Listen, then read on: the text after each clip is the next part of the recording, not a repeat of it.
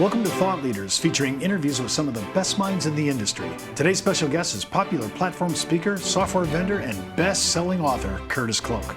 Hello everyone, I'm Steve Savant, syndicated financial columnist and talk show host. In this segment, we're talking about how can SPIAs and DIAs work in a low interest rate environment with mortality credits, all from Curtis's popular presentation, Cracking the Retirement Code, and his best-selling software, the Annuity Bulldozer. Well, everybody asks me this question all the time. We're going to talk about that. We're going to do a little front-end magic first, and then we're going to get to the answer to that question. People say in such low interest rate environments, SPIAs and DIAs and GLWs, they're not even worth looking at. You know, people just go right to it. We talked yesterday in a show talking about, should I be looking at variable annuity payout rates versus DIAs and SPIAs? And you've used this one DIA quote here, and of course this is a couple of years back, to kind of demonstrate what I actually get out of this. Yeah. So I want to be really careful here, first of all, to say that all products are good and all products are bad. Mm-hmm. Every product has a perfect use and every product has a misuse. So I just want to say on the onset that variable annuities have a very, very important role to play. I also want to say that income annuities, both SPIAs and DIAs, have a very important role to play. It just so happens the fact pattern that we're describing here in our show yesterday and now the show today demonstrates the fact that in this fact pattern, clearly the DIA would have won based on what we were looking at yesterday. So we looked at the case study yesterday where we had $500,000 and we had a 10-year period of delay. We had a right of consumption and income guarantee of $49,179 and living to 85, 20 years of income. We cannibalized and annuicided all of the assets in that portfolio based on a progression of a 7% gross performance rate. And my point today is to say, what if I could have bought that $49,179 income stream for less than $500,000? Let's look at it. So today I'm going to show you that there was a DIA back in January of 2011 I could have purchased that would have guaranteed me a lifetime of $49,179, just like that variable annuity we were talking about with a 7% compounded roll-up and a 5% distribution rate at age 65. And instead of holding hostage for assets that were going to be worthless at death in 85, we only have to use $381,669. What does that mean? What that means is I free up $118,330.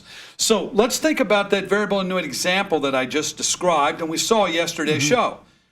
The question is, how many pennies prior to the 10th year could I have distributed as liquidity from that contract based on that 7% gross return without prorationally harming my right of consumption, the $49,179? And the answer is not a penny if I needed and wanted to preserve that $49,179.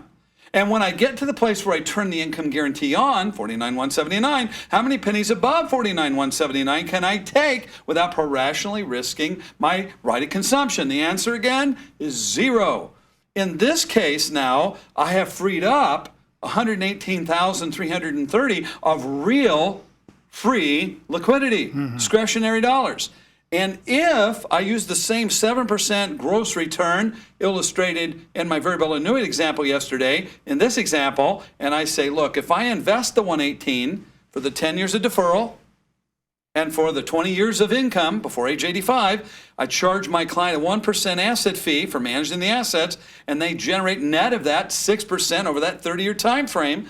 Do I cannibalize the assets or do I preserve and grow them? And this is an example where I could have my income guarantee, and I could have my preservation of assets, I could have my liquidity, and I could actually grow those assets over time.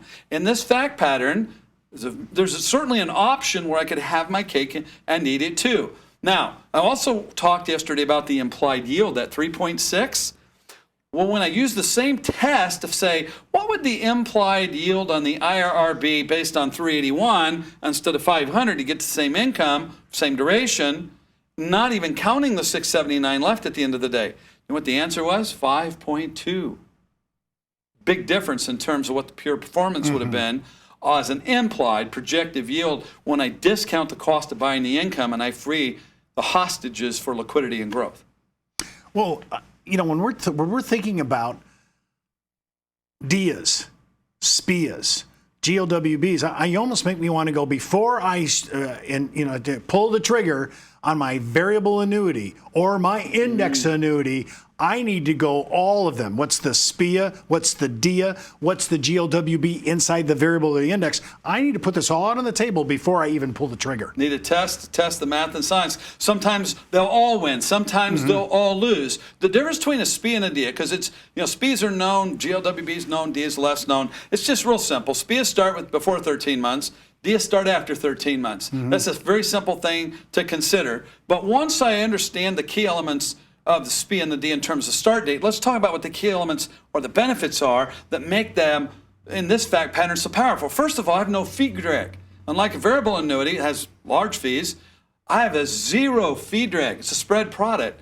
So when I look at what the money I put in, the money I take out, I have no ongoing fee drag in the math, see? Secondly, it's the only product I can buy income and buy some level of inflation. It's the inflation we talk about. I can buy it from 1/10 of a point and 10%, 10 bips of incremental increase up to as high as 6.5% based on what products are today. So I can buy income and inflation into that story.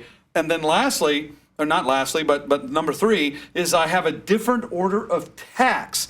Everything else is traditionally last in, first out. Now, I may have some long-term capital gains, short-term capital gains. I may have some different ways of calculating tax on gains. But with an income annuity that's non-qualified, it's tax exclusion tax treatment. And we call that intimately the first in blend out tax story as opposed to the last in first out tax story. And there are other tax efficiencies with regards to QLACs and coal-adjusted qualified that even give me some tax efficiency with qualified money. Lastly, the other benefit, and the fourth benefit I'm getting with this, are the mortality credits for life contingent, joint life contingent payouts. Curtis, before we leave, we're tied down our time. Mortality credits, is it the new alpha? It is the retirement alpha that we're talking about. It's a different measure of alpha, but it's important where there's duration of one spouse that's living long. It's amazing. Only insurance products can do this. Can't do it without an insurance guarantee. And it's a law of large numbers. It's moving from luck to skill. And so it's very important to include mortality credits as part of the components of the retirement plan. Well, for more information on how you can use Curtis's revolutionary retirement strategies with your clients and prospects to expand your practice, just click on the landing page address in the video description. We'll be right back with more from Curtis Cloak. This is your website. Few people visit, and if it isn't attracting new visitors, it's not doing its job. Now you can drive more visitors to your website through dynamic content and email marketing with CreativeOne's Social Media Elite. Capture quality leads faster and easier. Engage your visitors with informative articles and videos to boost your online credibility. Plus, stay connected with existing clients and earn more referrals. All content is customized for you. It's time to introduce your website to the world. Call your CreativeOne sales team at 800-992-2642 or visit us online at CreativeOne.com. In this segment, we're talking about how can SPIAs work in a low interest rate environment and how DIAs work in QLACs, all part of Curtis's popular presentation, Cracking the Retirement Code, and his best-selling software, the Annuity Bulldozer.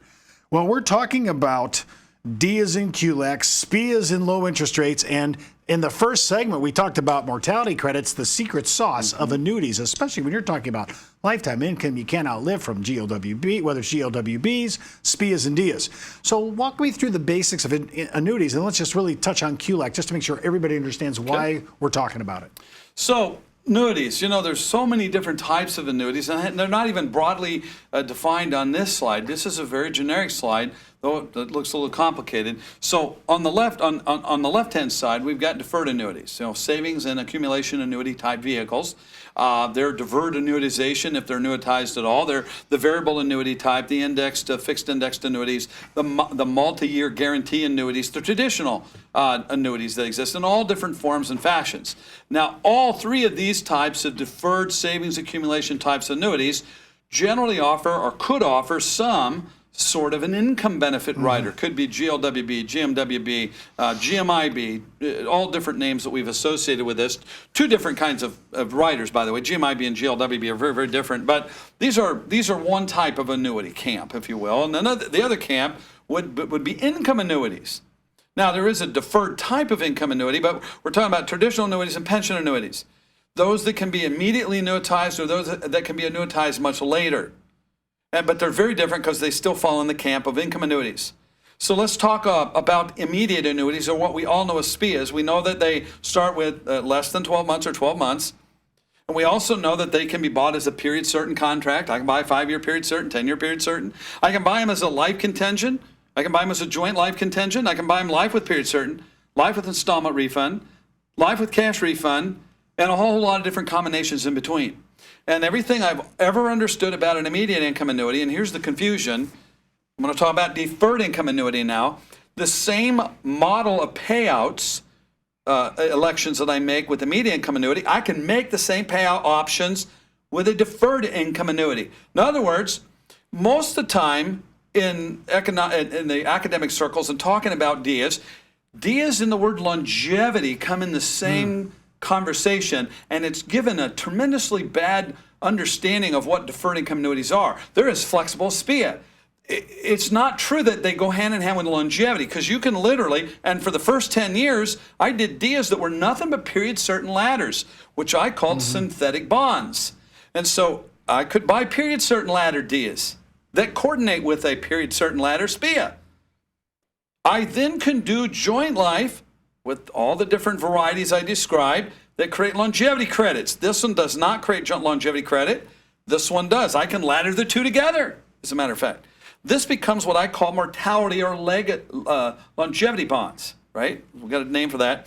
And then the third brand new camp, July of 2014, is truly a longevity play, can be joint or single, can be installment refund, cash refund, could also have a COLA. It's called the QLAC, Qualified Longevity Annuity Contract. So let me give you the next slide.